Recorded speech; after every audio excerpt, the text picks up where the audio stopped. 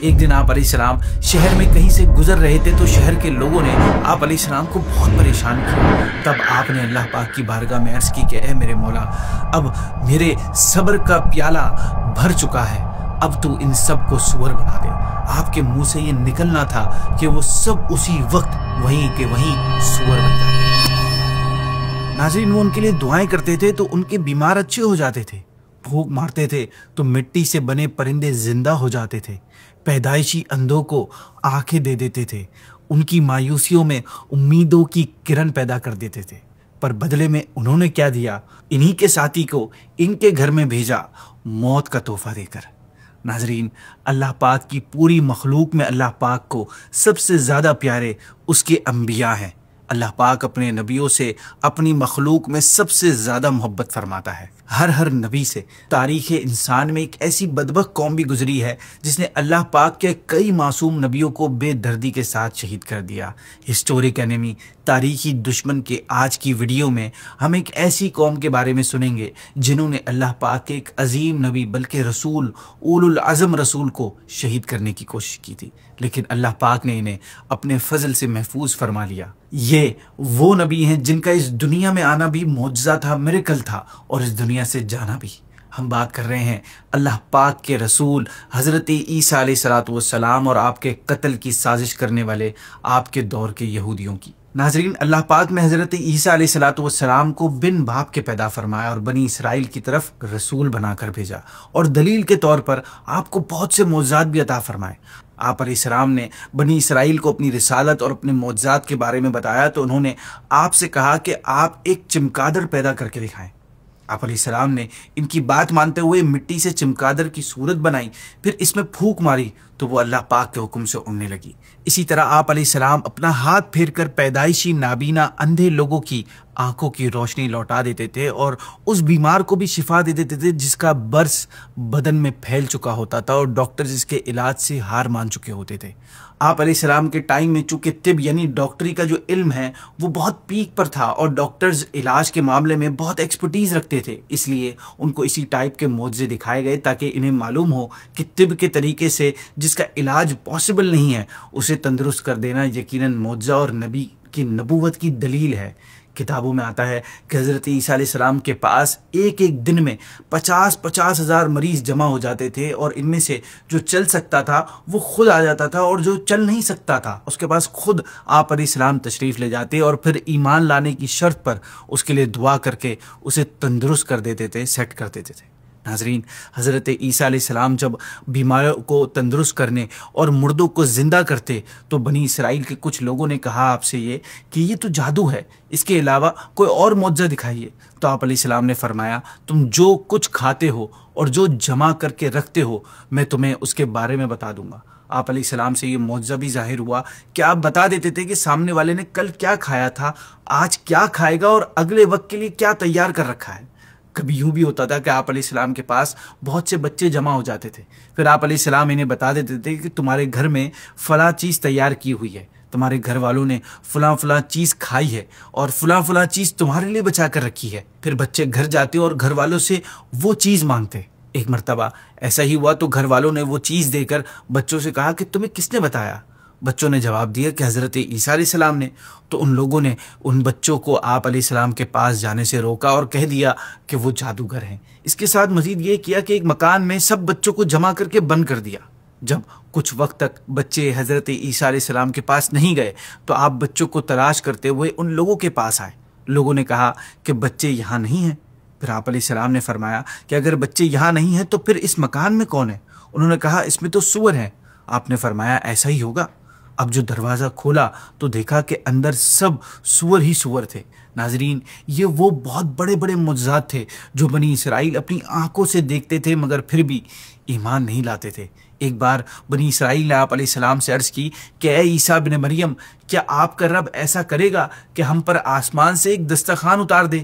اس سے ان کی مراد یہ تھی کہ اللہ تعالیٰ اس بارے میں آپ کی دعا قبول فرمائے گا۔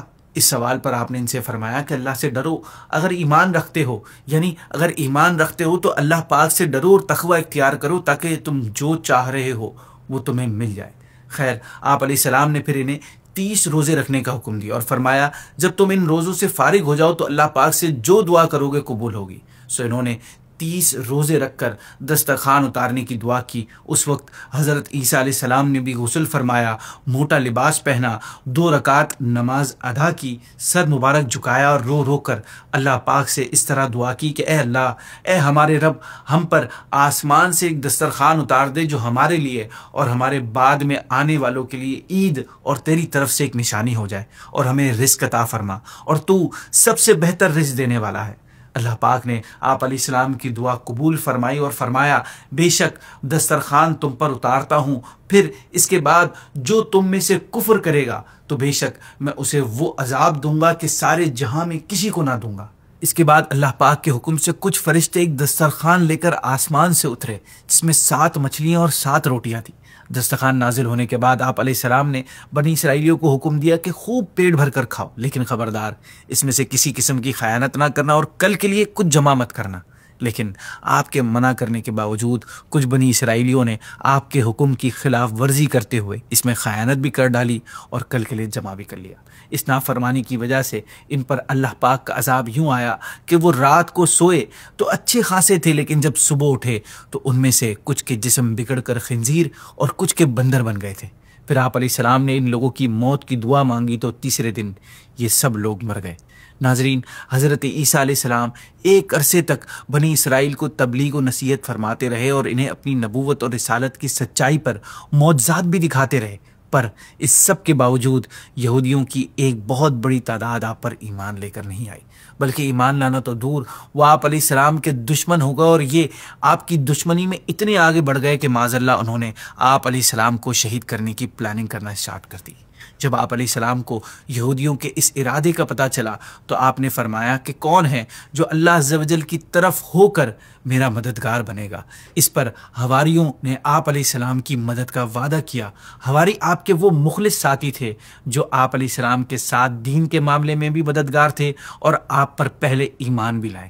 یہ 12 لوگ تھے۔